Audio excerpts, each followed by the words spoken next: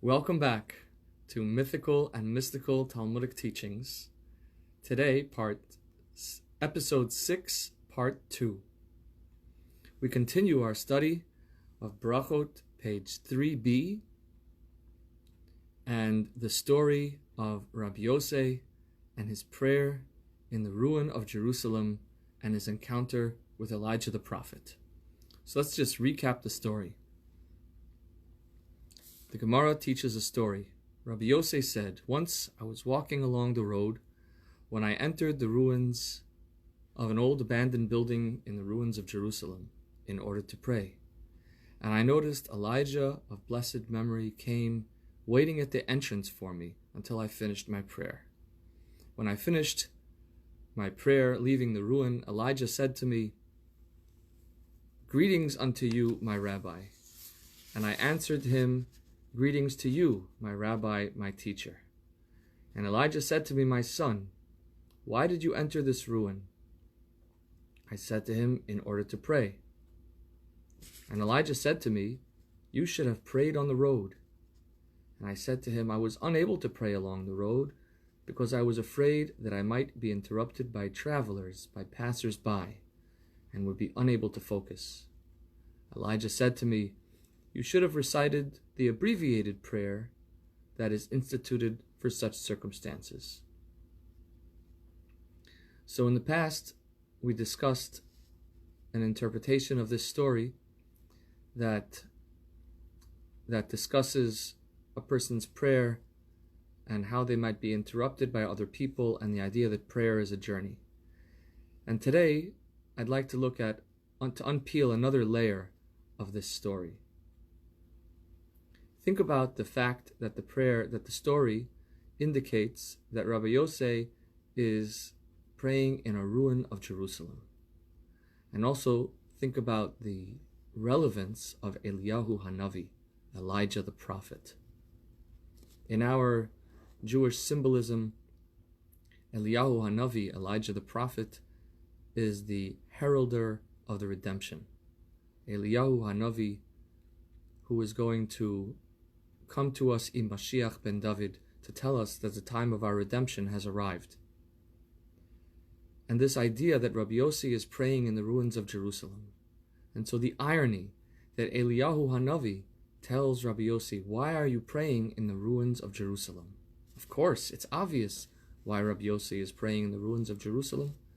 Rabbi Yossi is metaphorically entering in to his imagination to bring to his heart the ruin of Jerusalem, and the idea that the temple is destroyed and that Jerusalem lays in ruin, and that what more can a Jew pray for than that Jerusalem should be rebuilt and that the holy temple in Jerusalem should be returned to its former glory. And so Rabbi Yossi, leaving the road to pray in a ruin, symbolizes his meditating upon what is broken in this world and what is incomplete and imperfect in this world. And he brings that to his prayer. And he brings that into his mind as he turns to God to say, "God, please fix your broken world." And Elijah tells him, "This is not the way you should pray. You should not leave the road in order to pray for the broken world to be fixed. Rather, you should pray an abbreviated prayer."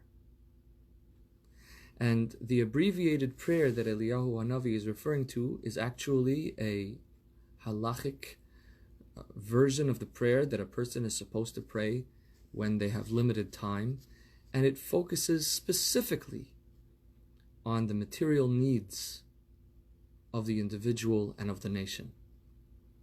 And so, what Eliyahu Hanavi might have been telling Rabbi Yossi is that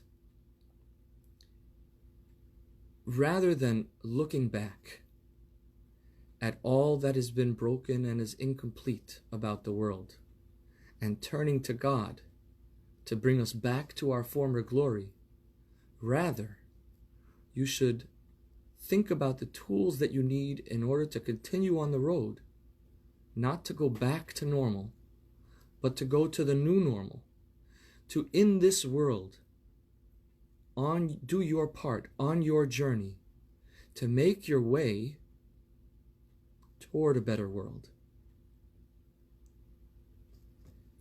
The story continues. Rabbi Yossi concluded, "Ba'os hashal lamadati mimenu shalosha dvarim." From this exchange, I learned 3 things from Elijah the prophet. Lamadati she'ein nichnasin l'churva. I learned that a person should not enter a ruin.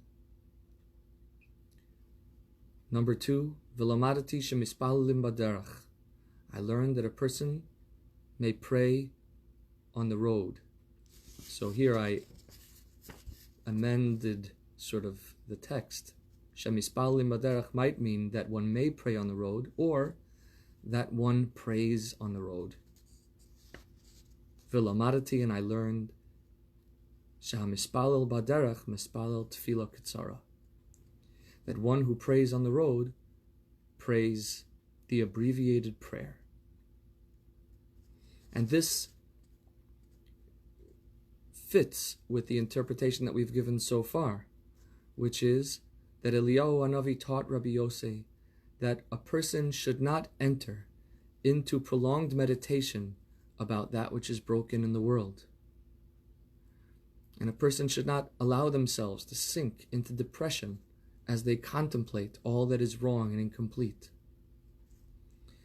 Rather, I learned that a person prays on the road, that a person should see their prayer as a journey towards the future, and that they should focus on the specific immediate needs that they have, because those are the tools in this moment that I should be looking for and that I should be implementing in order to continue my journey one step at a time towards realizing a new and better and more perfect world.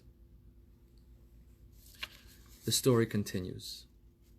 V'amar li, Elijah said to me, Bini, my son, ma kol shamata b'chor vazu, what sound, what voice did you hear while you were in that ruin? V'amarti lo, I said, Shamati baskol shemenahemes keyona ve'omeres. I heard a voice like an echo, that cooing like a dove, saying, Oy levonim shebavonoseim hechravti es beisi, v'sorafti es hechali, v'higlisim levein ha'umos. Woe to the children, who by their sins I have destroyed my house, and I have burned my sanctuary, and I have exiled them among the nations. Elijah said to me, V'omar li chayecha v'chayei roshecha, by your life and by your head. Lo sha'azu bilvad omeres kach, it is not only in this moment, while you are in the ruin, that this voice, that the Shekhinah, that the divine presence cries such. Elo b'chol yom v'yom shalosh pa'amim omeres kach. It does so every day, 3 times a day. V'lo zu bilvad, and not that alone. Elo b'shah she'Yisrael nichnasim levatei knesios ulevatei midrashos. But any time that Jewish people enter into their prayer houses and study halls, v'onin yehei shemei rabba mevorach, that they respond to the Kaddish, saying, May God's great name, may the name of the Holy Blessed One be great. That God shakes his head, HaKadosh Baruch Hu minanei rosho, so to speak. He nods his head, so to speak, v'yomer, and he says, Ashrei HaMelech shemekalsin oso b'veiso kach. Praised is the King, who is thus praised in his house. Ma lo la'ov shehigla es banov. How great is the pain of the father who exiled his children. V'oy lahem labonim shegolu me'al shulchan avihem. And woe to the children who were exiled from their father's table. And this too, this part of the story gives us, in a sense, a perspective on God's place or God's heart in our suffering.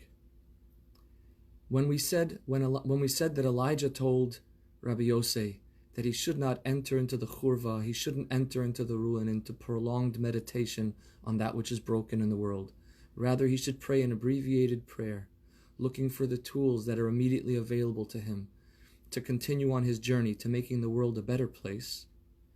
This doesn't mean that God is absent in our suffering and that there is nothing painful and broken about that which is lost from the past. Rather, God feels the pain of that which is lost and that which is broken. Not because it's broken, but because the children are currently exiled from their father's house, from their father's table.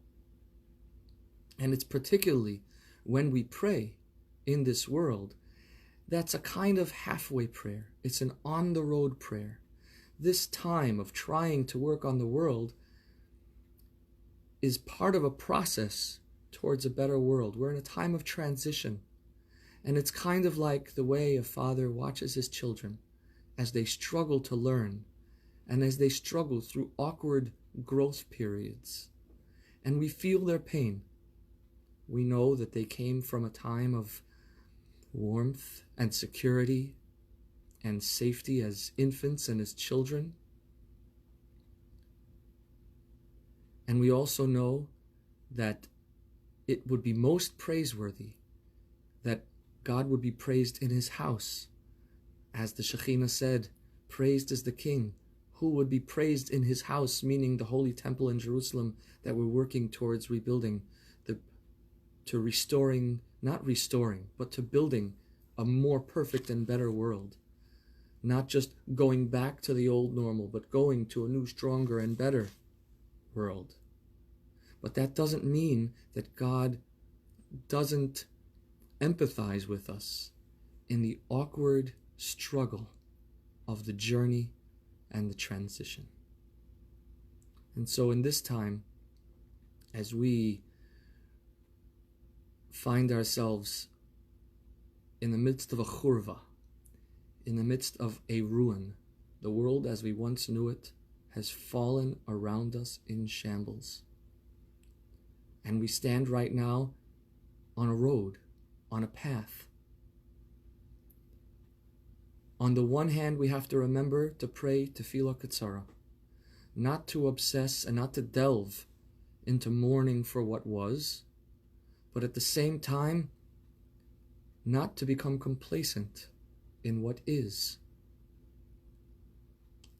but to hold on to the dream, to hold on to the promise that there is a better world to come, and to look for the tools to build it, and at the same time to know that God has our back, and that he's with us, and that he's supporting us.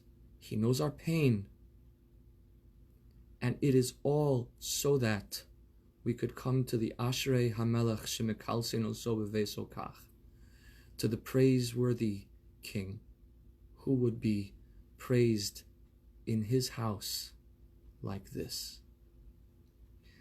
See you next time we study the mystical and mythical teachings of the Talmud.